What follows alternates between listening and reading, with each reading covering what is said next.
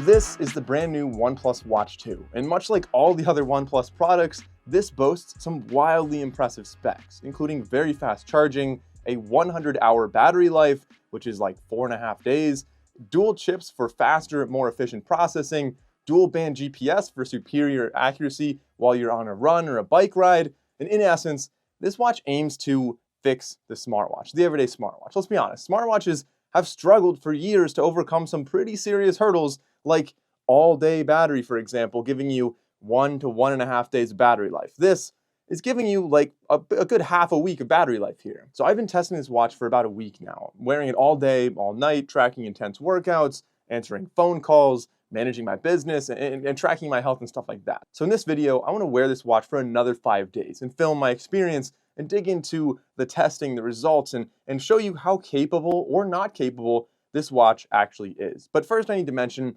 this watch was sent to me by OnePlus, and this video is made in collaboration with them. Of course, all opinions are my own, and test results cannot be bought. They are all going to be unbiased based on my actual data from wearing this watch. So with that said, I was actually recommending the Galaxy Watch 6 from Samsung, basically since it came out, as the best watch for Android users. It's a beautiful watch with tons of great features, and I've really grown to love that watch. And like I said, since launch, it's been my go-to recommendation for Android users. But the question arises of, can the OnePlus Watch 2, with its seemingly superior specs, replace my Galaxy Watch?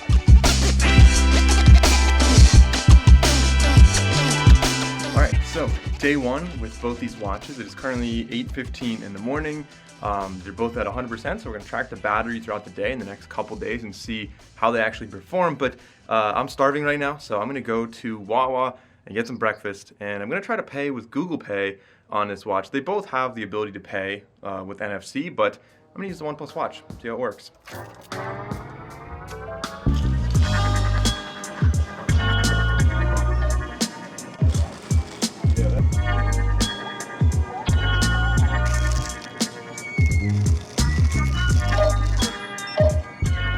So let's take a closer look at these two watches I'm wearing. So this is the OnePlus Watch 2, brand new, just came out. There's two different colors available. This is a 46mm body. The screen, I believe, is about 1.4 inches is the display there. You can see on the right side, we've got our, well, it could be on the left. You can arrange this however you want. I keep the buttons on the right side. We have two buttons there. On the bottom, this button, I'll show you the whole interface later, but this button is just a flat little button. And then at the top, it looks like a rotating crown, and you technically can rotate it, but that doesn't actually have any input into the interface. It really just acts as a button. On the top and bottom, you can see our straps. These are 22mm straps. They come with kind of a little bit of a dovetail, so it has a really nice complete fit all the way up to the body of the watch. But you could totally swap this out with any 22mm strap you find on Amazon. Like, it's a really common fitting. Many watches have this, so a lot of flexibility in how you want your watch to actually look. On the right side, you'll see a little tiny microphone behind that top button. And on the left side, we have our speaker, so you can answer phone calls with this. You could use Google Assistant. I'll get into a test of all of that in a couple minutes. And then on the back of the watch, we have our health sensor array. So that's going to be your heart rate, your blood oxygen, stuff like that. And I'm really excited. In this video, I'm definitely going to do a lot of in-depth testing with a lot of workouts to see how accurate it is with heart rate, with GPS, with stuff like that, sleep tracking. And you'll see the 4 nodes above that. So this has some really interesting, very OnePlus of them to make this. And we have faster charging on here. So I'll do a charging test in a minute as well. And you'll see just how much faster it actually is thanks to those little pins up there. But otherwise, a pretty familiar design on the watch, really clean, very nice and simple. On the other wrist, I'll have the Galaxy Watch 6, and there are several different varieties here, right? We've got a smaller, a larger, a classic, a regular. This is the 44mm Galaxy Watch 6, just the regular Watch 6, not the classic. This is really the more comparable one. It's more fitness focused. It doesn't have a big rotating bezel. Now, we've all seen this watch. If you haven't, I have videos specifically dedicated to this watch. You can learn more about it there. But in essence, this is the 44mm version. Like I said, the display is 1.44 inches. It's an aluminum body. It's flat on the display in the front. We've got 2 buttons on the right side and a similar health sensor on the back. So this is going to be the reference watch. This is what we can compare the OnePlus Watch 2 to in this video to see how they actually stack up. Now, I was trying to think of what to do with this watch for the next couple of days. I really want to put it through its paces and not just go on runs and bike rides every day. So I'm actually going to go to the driving range now, put it in like a golf workout just to kind of track how long that is, and kind of see how it feels, see what I think about the watch, test out durability and stuff like that. So let's go over to the driving range and see how it goes. All right, let's go. Can I get a large? Do you need me to pose in a certain manner? No, here you go.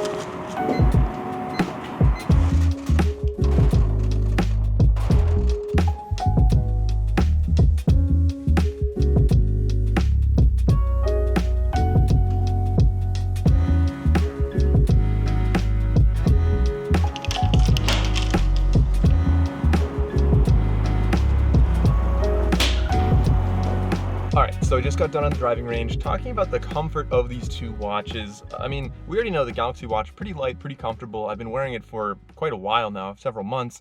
But the OnePlus Watch, I'm surprised by how comfortable it really is. Despite being a slightly heavier watch, I think the nature of the strap kind of fitting really well against the body of the watch makes it feel like it doesn't move around too much. It stays on pretty well, and I really like the straps that are on it. Now, like I said, it is a heavier watch, partially because it's a larger watch, but also because it's made of stainless steel, while the Galaxy Watch is made of aluminum, and the trade-off that you get there is going to be in the hardness of the metal. So aluminum is a softer metal, easier to get scratched, easier to kind of ding it up, and a true story, on my Galaxy Watch Active 2, I believe, as well as on the 4, I did this twice. I was rock climbing and I dinged up the edge of it pretty bad and actually damaged the display because the metal is just so soft, and if you rub it against something that's harder, even for example, maybe if you reach for a golf club or something like that, you could damage that. So the stainless steel body on the OnePlus Watch, I think, is a pretty big advantage, despite making it slightly heavier. Otherwise, we do have IP68 water resistance on the OnePlus Watch, and 5 atmospheres of water resistant rating as well. So you could go swimming with this quite well. In fact, there are many different swim tracking modes on here. And in addition, we have some military durability standards. I'll just show it on screen right here what the military standard is for this. But overall, like, pretty durable watch. I'm not really worried about getting it damaged, and it's also very comfortable as well. So it is 11:32 a.m. We're looking at 95% battery on the OnePlus Watch and 88% on the Galaxy Watch. So already in the first 3.5 hours today, significantly more battery drain on the Galaxy Watch compared to the OnePlus Watch.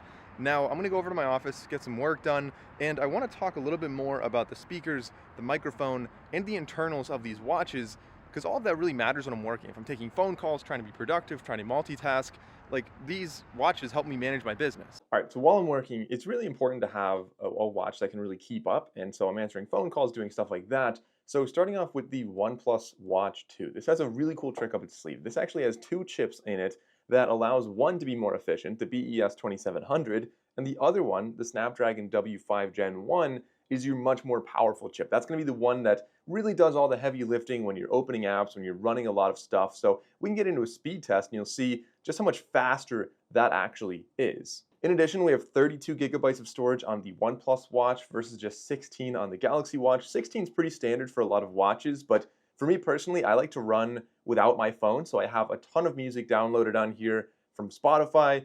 You can also get like basically infinite apps. 32 gigs is a lot for a watch, so I'm really happy to see that on the OnePlus Watch. Now, so let's actually get into a speaker and a microphone test to see how well it would work when you're trying to field phone calls and stuff like that. Hey, so this is a speaker test using the OnePlus Watch 2. I'm just on my iPhone, I called the watch, and if you're going to answer a phone call and you're using the speakers, this is what it would sound like. All right, so I have a meeting in 12 minutes. I don't know where my phone is though, so we're gonna swipe down and go to find my phone right there. And even though my phone is on silent, it will ring. I can go find it. There it is. So I think now's a pretty good time to talk about the interface of this watch. It's running the latest version of Wear OS, but kind of OnePlus's version of Wear OS as well. So we have some cool customizations on here. For example, if we tap on or we press the top right button, brings us into our app drawer, and it looks a little different, kind of the honeycomb design, familiar to some users, but very different from most other Wear OS watches out there. So I think that's really cool. Easy to kind of navigate and find whatever app you're looking for. Now, if we press the top right button, that is your home button, that is your back button, that is the button that brings you into the app drawer when you are home, like I said.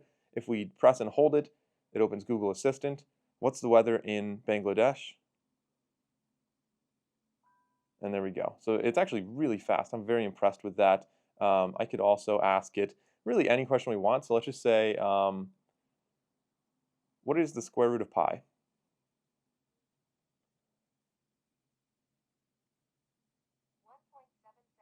There you go. So it gives you answers pretty quickly. You have to wait a beat, but you can also use it to manage stuff on the watch as well. So for example, if I wanted to set a timer, I could press and hold. Set a timer for 15 minutes.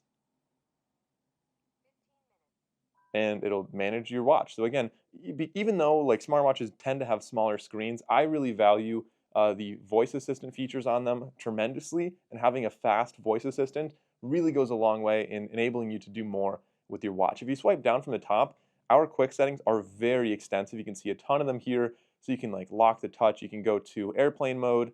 This one will find your phone, as we talked about earlier in the video. You can go into sleep mode, so your watch is not waking you up with a bright screen all night.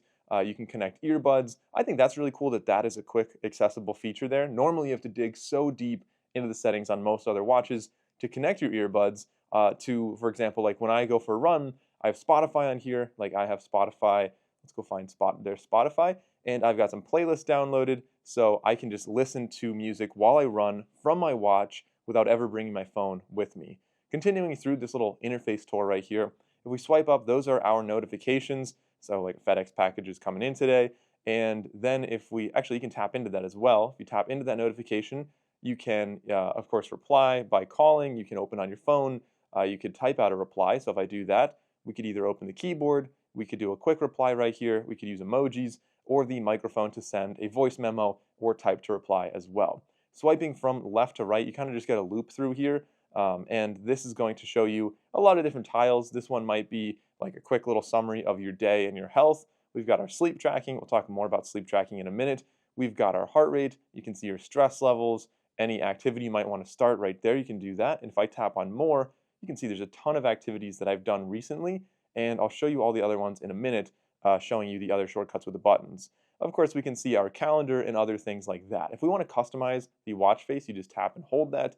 And you can see, for example, I think this is the one that it came with right here. I actually really like that one quite a bit. That's the default, and I like it a lot. So you've got a timer on the bottom, your workout on the top, your step goal around it, and of course the date and time. So that's the top button. If we double press it, that'll open up your recent apps. It kind of toggles between the apps you have open. So that's really convenient. The bottom button, if you press it once, that'll open up your workouts. So you can see there are a lot of workouts. For one, I know like badminton is very popular in some parts of the world. It's really not in the US, but it's worth mentioning that like badminton and tennis and different workouts like that, they actually track your racket hand, and then in the workout, it tracks like your backhand in like a lot of different ways. It tells you a lot more than I expected. That is the bottom button. If we press and hold it, it'll open up Google Pay, I believe, or maybe double pressing opens Google Pay. Yes, double pressing is Google Pay. So you can add a credit card right there. So yeah, that's the interface. Pretty impressive, pretty simple, and very easy to get used to. All right, it is now 7:59. I don't know why I always end up working out so late at night. I don't know. That's how it goes for me. I end up working out late. So I'm gonna start lifting right now. It'll probably be about 45 minutes of lifting. I'm gonna track it on both these watches. Starting off, we have 88% on the OnePlus Watch 2, and on the Galaxy Watch 6, we're looking at 64%. So we'll see how much battery is actually lost during this workout, as well as how well do they function while you're tracking a lift. Right, so I'm going to call this one maybe freestyle workout. Let's go down. I think we can add one on the bottom. Let's just check out general workouts. Strength training, there we go. Workout added. So now I can go back. I can find strength training.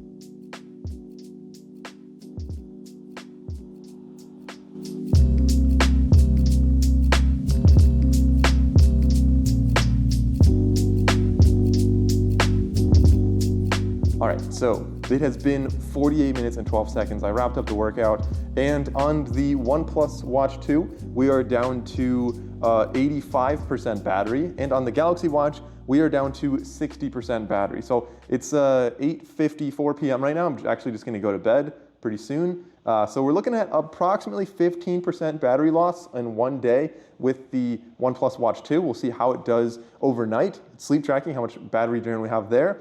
And the Galaxy Watch, it looks like we lost about almost half a battery, 40% of the battery today. Again, we'll see how that performs overnight. One thing that was wildly different between these, and I was shocked by this, during the workout was the heart rate. So we averaged 98 beats per minute. I averaged 98 beats per minute on the OnePlus Watch and 115 beats per minute, 20 beats per minute more on the Galaxy Watch. So tomorrow I'm going to go for a run with a Polar H10, like a known accurate ECG heart rate strap, and see which one is actually the right one here. I think that's gonna be really interesting.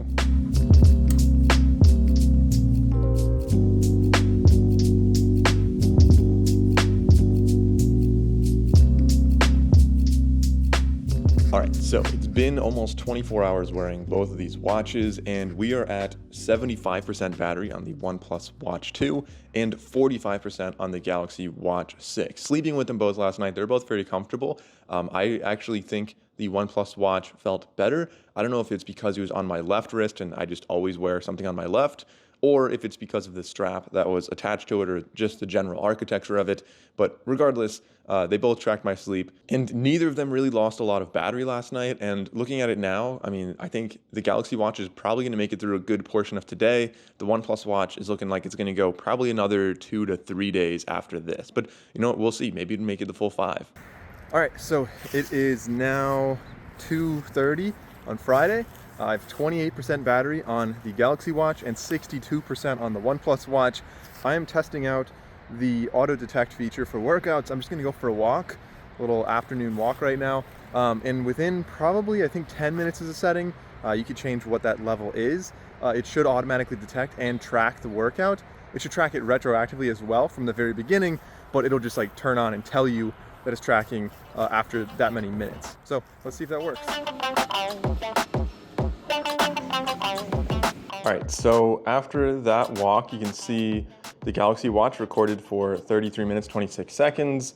The OnePlus Watch was pausing a lot more whenever I stopped at like a red light or something like that. But you can see it took about 8 minutes for this to start tracking and 10 minutes for the Galaxy Watch. You can see right there, however, the OnePlus Watch more accurately detected when I was done walking, when I finished, and it prompted me right there. Whereas the Galaxy Watch, even though I'm sitting here and I've been sitting here for probably about a minute, it still looks, okay, there we go. Finally, it just detected that I finished walking.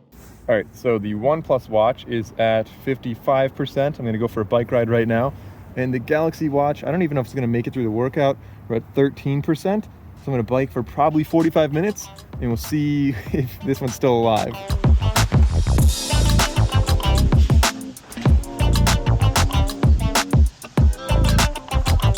All right, so I finished my bike ride. They actually both registered exactly 13.00 miles, so incredible consistency there. The heart rate was a little bit different. We're getting 122 beats per minute average on the Galaxy Watch, 130 beats per minute average on the OnePlus Watch. Again, tomorrow I'm going to go for a run with the Polar H10 heart rate strap, so we're gonna see which one's actually correct there.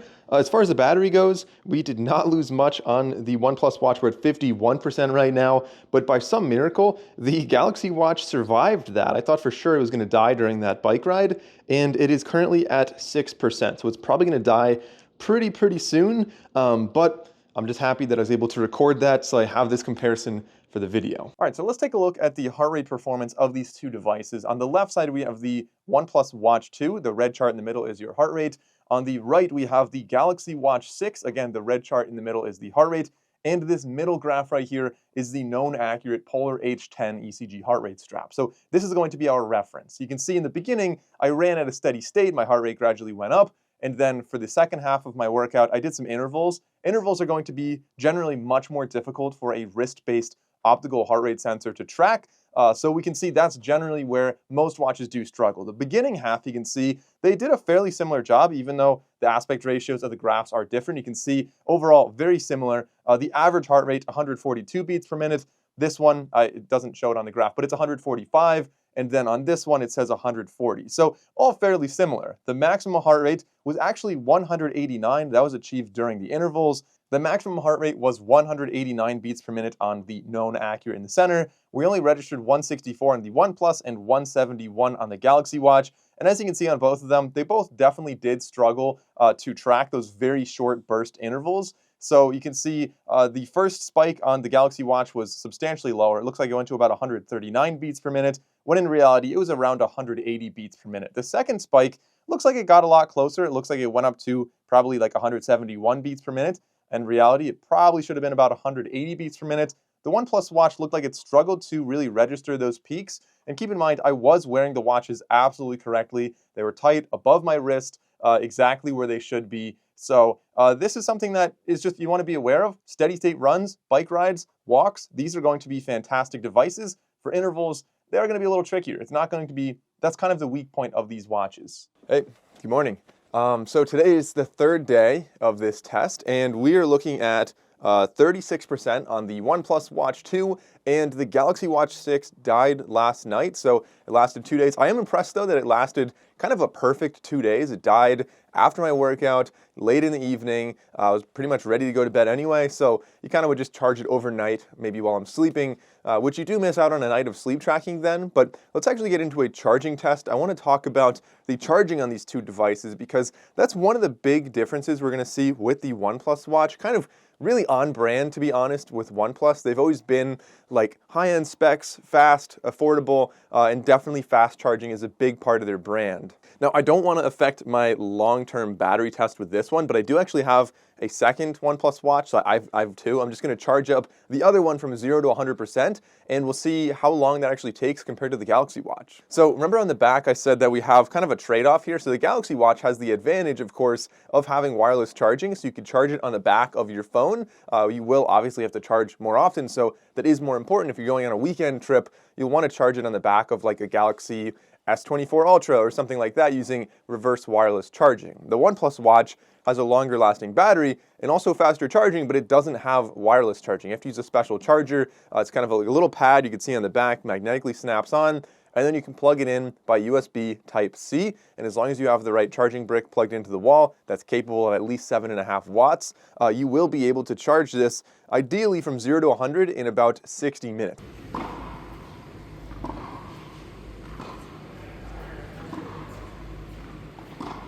All right, so a little late night pickleball with some friends, pretty fun. I actually tracked this as a tennis workout instead of pickleball, but it actually worked really well. And I was impressed by how much this tracked. It had like swing speed, forehand, backhand, like a ton of other stats that I just didn't expect from this watch. It brought us down to 19% battery, so we'll see what we do overnight.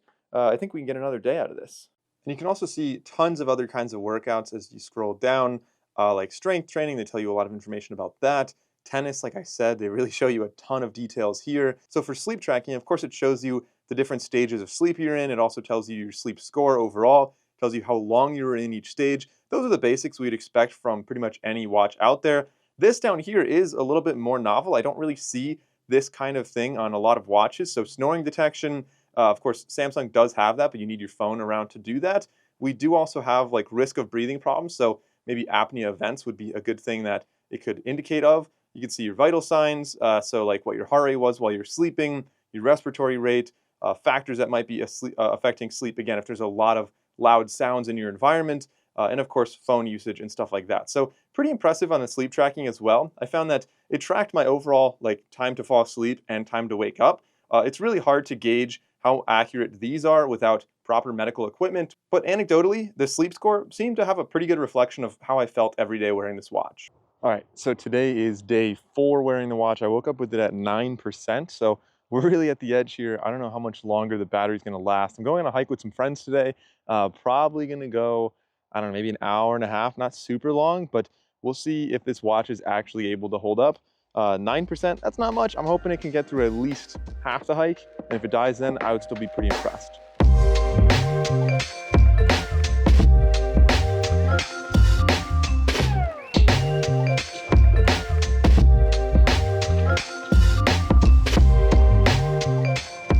Unfortunately, this is where the battery test ends. We made it through about half of the hike, so about 45 minutes into it, the battery, it seems, has died. So I'm gonna charge it up when I get home. We still have a little bit more testing to do, some more running, some more heart rate testing, and I'm excited to see, like, this watch, still, you're getting a pretty solid performance. It wasn't an entire 100 hours with my, like, pretty extensive testing. I was doing a lot of workouts every day. Obviously, your mileage will vary. If you're not doing any workouts, you might get more than 100 hours. If you're doing nonstop workouts, it's not gonna last quite as long. But I'm still really impressed with how much we were doing here. You're getting 3.5 days of intense usage, which was almost double what the Galaxy Watch was able to do. pretty impressive in my opinion. All right, so now taking a look at the O Health app, there's a quick little snapshot when you first open it showing you some of your latest health trends. Then if we go over to the fitness tab, you can check out your latest runs or your latest walks. And so looking at like a most recent run that I did, it actually shows you a lot of information, not just your average pace and calories, but also like your ground contact time, your ground contact balance, which might indicate if you don't have good running form, you're more prone to injuries then. They also show you your average power while you're running, like really a ton of analytics on here. If we go down, it also shows you like your average ground contact time and how that rates. So poor, apparently I need to improve my average ground contact time. It shows you the effectiveness and what you were improving. You can see your energy recovery time. So I need like 5.5 hours to recover from that. And if you do more workouts, that recovery time will increase. We can also see the heart rate graph, of course, the heart rate zones, the cadence, the stride length, the running power as well. Overall, super impressive. And I think this is a good opportunity to take a closer look at the accuracy of the GPS as well. So it's kind of hard to see unless we move a little bit towards the beginning of this route. I was running on a trail, which is shown on the map. There we go. You can see the trail right there. And for the most part, this followed the trail very, very closely. I ran on the trail both directions, out and back. So we'll see. I didn't start right away. I started maybe about a half mile into the trail. So we should have, there we go. So now we have two lines and they were both really close to each other. There's very little meandering. Comparing this to the Galaxy Watch 6, they pretty much both had almost exactly the same distance. They were maybe less than 0.05 of a mile off at the end of the 3.5 mile run or 3.58 mile run.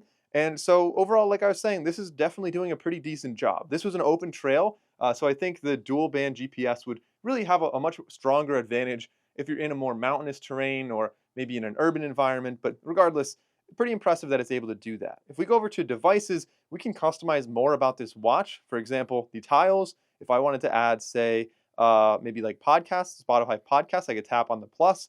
That is now going to be popping up in my tiles. You can also customize this on the watch as well, of course, but it's just easier to do from your phone.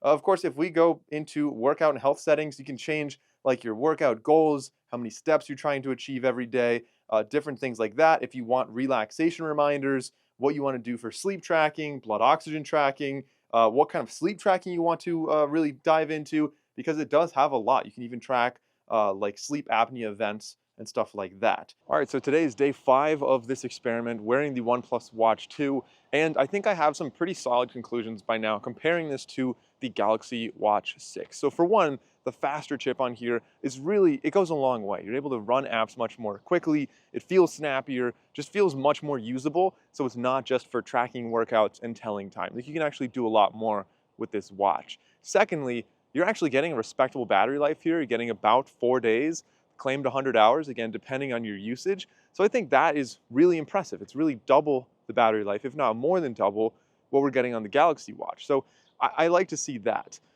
It does lack some features that you see on other smartwatches, like ECG or a rotating crown, but some people might not even mind lacking the ECG. Personally, I rarely ever use ECG, so I think a lot of people probably won't actually care about that.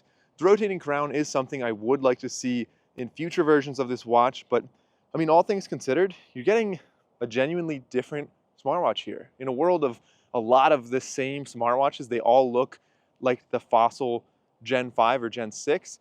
I think this is going to be pretty solid. Like I think a lot of people will like this. It's selling for $299, really $250 because there's a guaranteed $50 trade-in credit when you trade in any watch, even if it's like a $10 broken smartwatch, still get $50 off. So it's worth it to do that if you have one, of course. But yeah, that's my experiment with the OnePlus Watch 2, wearing it for, I actually wore it for about 2 weeks now, and I think I'm going to continue wearing it. I don't know, kind of like it. It's a good watch for Android users. Thanks for watching, guys. I'll see you in the next one.